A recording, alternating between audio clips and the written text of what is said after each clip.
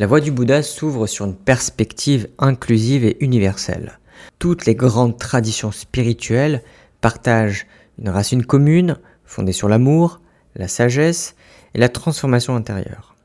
Bouddha, Jésus, Confucius, Mahomet ou encore les sages du judaïsme et du taoïsme ont avant tout enseigné la bienveillance et l'élévation de l'esprit humain. Au-delà des formes culturelles et doctrinales variées, c'est une même aspiration à la libération de la souffrance et à l'éveil qui anime ces voies. Selon Kyabje Kalo Rinpoche, ce qui relie profondément ces traditions est la quête de compréhension de l'esprit. Cet esprit, pourtant si proche de nous, demeure méconnu. L'homme moderne, bien qu'équipé d'outils technologiques pour explorer l'univers, ignore encore ce qu'est sa propre conscience. Cette ignorance est à la source de la confusion, de la souffrance et de l'angoisse. C'est pourquoi toute véritable tradition spirituelle implique une introspection, une science intérieure, visant à percer la nature profonde de l'esprit. Dans le bouddhisme, cette science prend la forme du dharma, enseignement vivant fondé sur l'expérience directe, la méditation et la transformation personnelle. Le dharma du Bouddha est né de l'éveil de Shakyamuni qui réalisa à travers la méditation la nature véritable de l'esprit, vacuité, clarté, ouverture. Ce moment fondateur n'est pas une croyance, mais une expérience accessible à tous les êtres, car chacun possède en lui cette même nature de Bouddha. Dès lors, le but du dharma est de guider chacun vers cette reconnaissance intérieure, en libérant l'esprit des illusions qui l'obscurcissent. Ces illusions prennent la forme de 3 poisons fondamentaux: le non-attachement, l'aversion-haine et l'ignorance. Ce sont eux qui nourrissent la souffrance et le cycle des renaissances, samsara. Le dharma agit comme un remède, non par dogme, mais pour une pratique fondée sur l'éthique, la méditation et la sagesse. Enfin, la transmission du dharma se fait à la fois par les textes, les sutras, les tantras et les kanjurs, et surtout par l'exemple vivant des maîtres accomplis. La tradition est donc à la fois écrite et incarnée, expérimentale et théorique, offrant une voie complète vers la libération. La première partie de la voie du Bouddha explore l'essence de l'esprit, cœur de toute expérience et fondement de la libération. L'esprit est ce qui perçoit, ressent et pense, mais il reste difficile à définir. Il ne peut être observé comme un objet extérieur car il est à la fois le sujet et l'objet de toute connaissance. Ce paradoxe rend la connaissance de soi particulièrement délicate. Pour dépasser cette impasse, le dharma et le maître spirituel jouent le rôle de miroir. Il aide à refléter l'esprit à lui-même et à en révéler la nature véritable.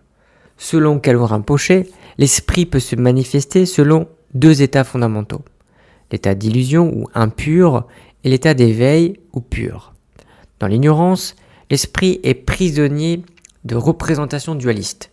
Il divise le monde en sujet et objet, s'identifie à un ego et alimente la souffrance. Dans l'éveil, au contraire, il reconnaît sa nature originelle, libre de conditionnement. Cette nature pure, appelée nature de Bouddha, est déjà présente en chaque être. Elle est simplement voilée. L'esprit possède 3 caractéristiques fondamentales. La vacuité ou ouverture infinie qui montre qu'il n'a pas de substance fixe ni de forme. La clarté ou luminosité qui est sa capacité à connaître et percevoir. Et la capacité illimitée, sa faculté d'engendrer toutes les expériences possibles. Ces qualités sont toujours là, mais obscurcies par des voiles. Ignorance de sa propre nature, passion perturbatrice et karma, à savoir force d'habitude créée par les actes. Le dharma a pour vocation de lever ces voiles. En comprenant la manière dont les illusions conditionnent notre expérience, on peut déjouer leur pouvoir. L'ignorance engendre le désir, l'aversion, la jalousie ou la peur, qui nous maintiennent dans le cycle du samsara, c'est-à-dire les renaissances conditionnées dans 6 mondes d'existence: enfer, esprit avide, animaux, humains, dieu jaloux, dieu céleste. Pour sortir de ce cycle, il faut comprendre les 2 niveaux de réalité. La réalité relative, savoir le monde tel qu'il apparaît, et la réalité ultime, la vacuité de toute chose. Leur union entre interdépendance et absence de nature propre est la clé de la libération. le livre approfondit la compréhension de l'esprit à travers ses passages de vie en vie. Selon la tradition bouddhiste tibétaine, l'esprit est éternel. Il ne meurt pas avec le corps, mais poursuit un flux ininterrompu de conscience. Ainsi, la question n'est pas y a-t-il une vie après la mort, mais plutôt qui meurt et qui renaît. Ce qui meurt, c'est le corps et les aspects transitoires de l'individualité. Ce qui continue, c'est l'esprit, porteur des tendances et du karma accumulé. La transition entre deux vies se déroule à travers des états intermédiaires appelés bardos. Kalung Rinpoche distingue 4 bardos principaux. Le bardo de la vie, de la naissance à la mort, le bardo du moment de la mort, où le corps et les éléments qui se dissolvent progressivement, le bardo de la vacuité, où apparaissent des visions lumineuses révélant la nature ultime de l'esprit, et le bardo du devenir, où l'esprit cherche une nouvelle renaissance selon les impulsions karmiques. Le karma, loi de cause à effet, régit ce cycle. Nos actes, nos intentions et nos habitudes, bonnes ou mauvaises, façonnent notre futur. Ces enchaînements sont décrits par le modèle des 12 liens interdépendants, qui explique comment l'ignorance engendre le désir, puis la naissance, la souffrance et la mort, boucle du samsara. Kalung Rinpoche insiste sur la souffrance existentielle inhérente à la condition humaine. Elle se manifeste sous 3 formes. La souffrance de la souffrance, douleur physique ou mentale, la souffrance du changement, perte, instabilité, et la souffrance de l'existence conditionnée, qui est l'insatisfaction fondamentale. L'humain est confronté à la maladie, la vieillesse, la mort, la séparation, la frustration de ses désirs. Cependant, la naissance humaine est une opportunité précieuse. Elle permet l'introspection, la compréhension du dharma, la transformation intérieure. Cette possibilité est rare, fragile et ne doit pas être gaspillée. D'où l'urgence de la pratique. Méditer, purifier le karma, développer la sagesse et la compassion. En comprenant les processus de la mort et de la renaissance, nous cessons de craindre la mort et pouvons orienter consciemment notre vie vers l'éveil. Cette compréhension transforme non seulement notre relation à la mort, mais aussi la manière dont nous vivons le présent. Kalung Rinpoche expose la structure progressive de la voie bouddhique en 3 véhicules, appelés yana. Hinayana, Mahayana et Vajrayana.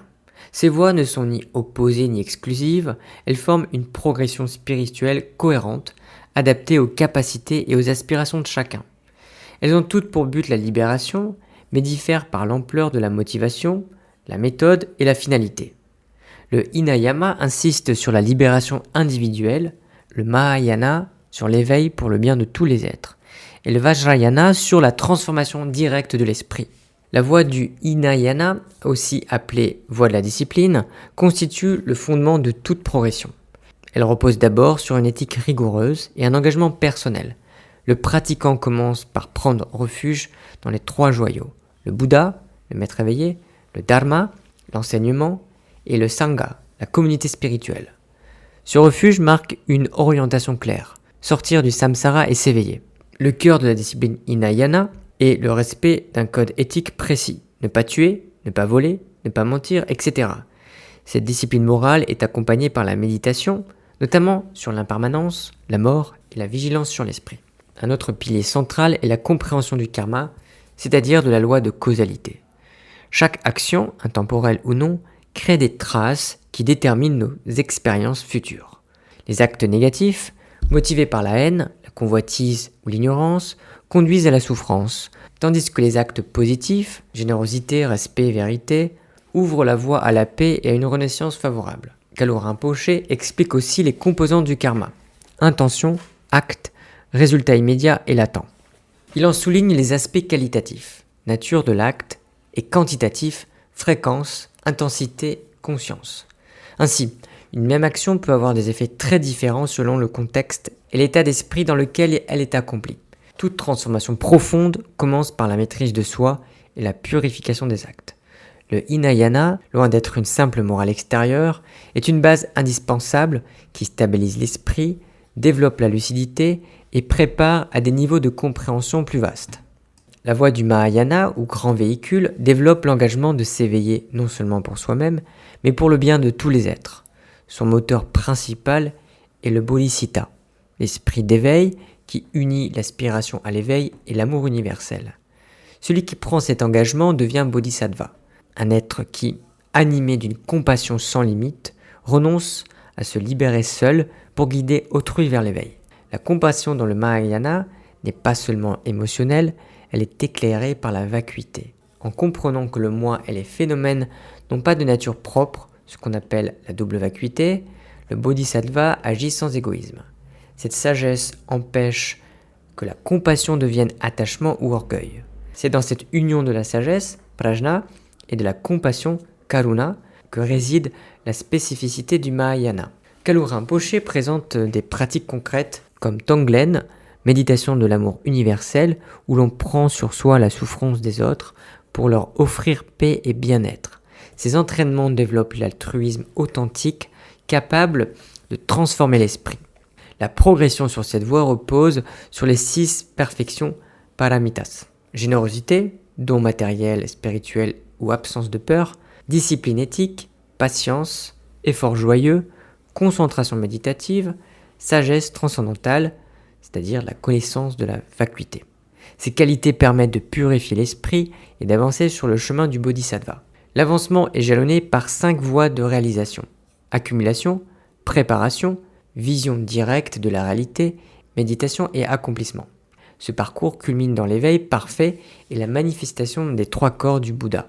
Trikaya, le Dharmakaya, corps de sagesse et vacuité, Sambhogakaya, corps de lumière réjouissant de l'éveil, Nimanakaya, corps d'apparition dans le monde pour aider les êtres.